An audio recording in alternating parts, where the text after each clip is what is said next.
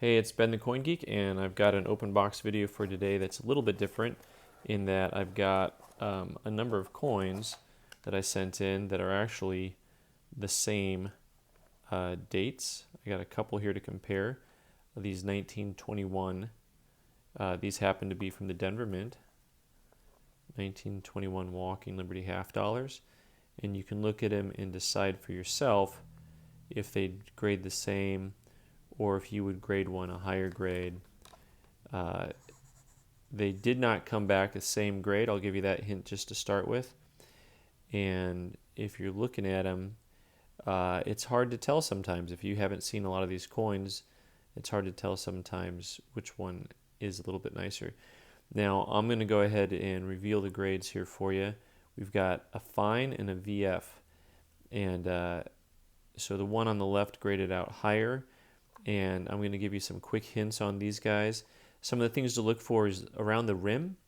If you look around the rim, you'll see some flatness over here in the lettering, like in the E. See how flat that is compared to how sharp the one on the left is?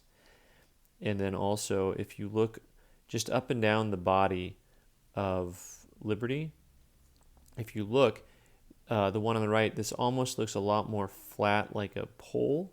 And this doesn't look as flat. It has more definition to it. And then on the back of the coin, the reverse of the coin, you'll see similar things with the flatness and the lettering. You'll see the lettering is a little sharper on the coin on the left. And then the coin on the right, you'll see a lot more flatness, generally speaking, throughout the eagle's body than you will on the one on the left. So those are two tough walkers to get at all on those guys.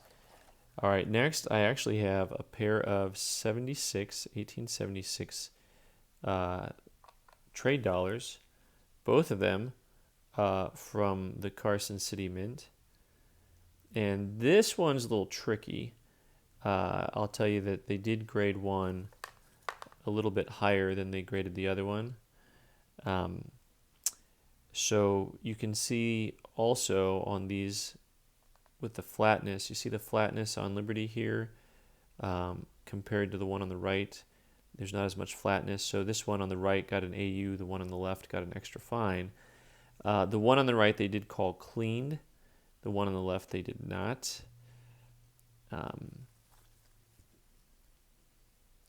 You know, if you've seen enough of my videos, I've showed you coins like this one on the right that are not labeled cleaned.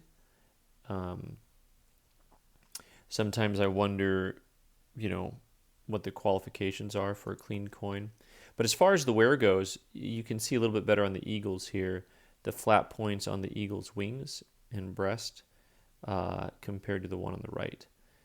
And then as a matter of luster, there is more luster on the one on the right. So those are pretty scarce coins. So that was kind of fun having a couple of pairs of coins that are similar. A few more coins. Okay, 1883 Carson City. I already blew the grade for you there on that one. That's a Mint State 63. I probably just screwed up sending this one in. I had gotten mesmerized by the eagle on the back, I guess. Generally speaking, I won't send in an 1882, 83, or 84 Carson City dollar unless I think it'll 5. The fields were really great, but there's this big mark to the left, which is pretty noticeable, which I guess I just thought they would ignore. I don't know what I was thinking on that one. But you'll see most of the fields in the cheek are really clean. So I was looking at the positive side of things, I guess, when I was looking at that guy. 1886. This is a San Francisco. This is a tougher Morgan to get if you're looking for a good date coin to get. Really, this is a hard coin to come by in Mint State. You'll see full luster. Now this one's a little tricky because this is the type of coin that I can see them calling an AU or Mint State. They called it Mint State 61, so that's a real nice piece.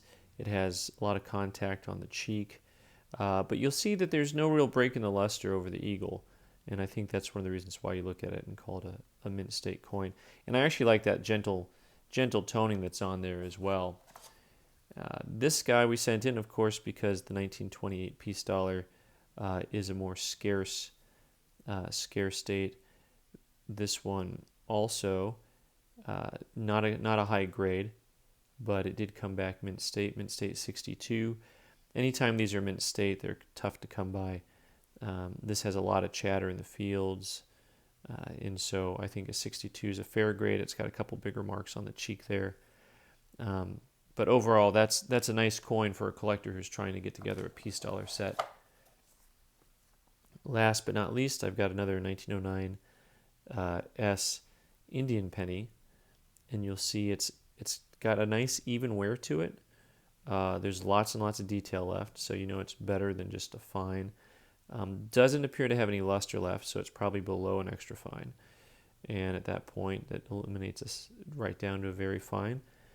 Nice coin. A lot of people complain about trying to grade these guys when they learn. They are kind of difficult if you haven't seen a lot of them, because you'll see how nice the coin still looks. You can see the Liberty.